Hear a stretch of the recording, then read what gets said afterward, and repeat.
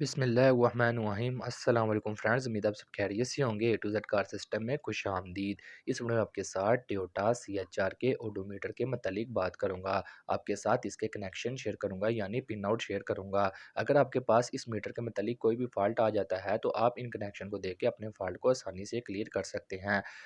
So friends, मेरी video को गौर से देखें और लास्ट तक वॉच करें। इंशाल्लाह आपको वीडियो देख के फ़ायदा हासिल होगा। आप अपनी स्क्रीन में देख सकते हैं, आपके सामने टोयोटा CHR के मीटर का ग्रिप मौजूद है। आपने ऐसे ही लॉक वाली साइड ऊपर रखनी है। ठीक है, मीटर उल्टा पकड़ के लॉक वाली साइड ऊपर रखनी है। इसमें 2 नंबर पिन जो आपको नीचे से नज़र आ रही है, यहाँ पे आपको 12 वोल्ट यानी 24 स्विच का करंट मिलना चाहिए।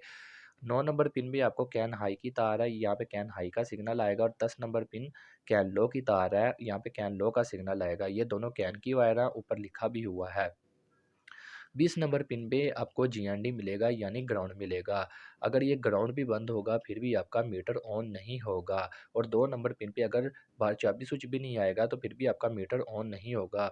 अगर कस्टमर आके कोई डिमांड करता है कि मेरी गाड़ी का मीटर ऑन नहीं हो रहा, सबसे पहले आपने 2 नंबर पिन पे चाबी स्विच का करंट चेक करना है। 20 नंबर पिन पे इसका ग्राउंड चेक करना है, यानी अर्थ चेक करना है। अगर ये दोनों चीज़ें आ रही हैं तो फिर आपने कैन की वायर चेक करनी है, 9 नंबर और 10 नंबर। ठीक है, अगर ये कैन की वायर भी डैमेज होगी, किसी भी वजह से डैमेज होंगी, तो फिर भी आपके मीटर प्रॉपर तरीके से काम नहीं करेगा, मीटर में रीडिंग नहीं आएगी।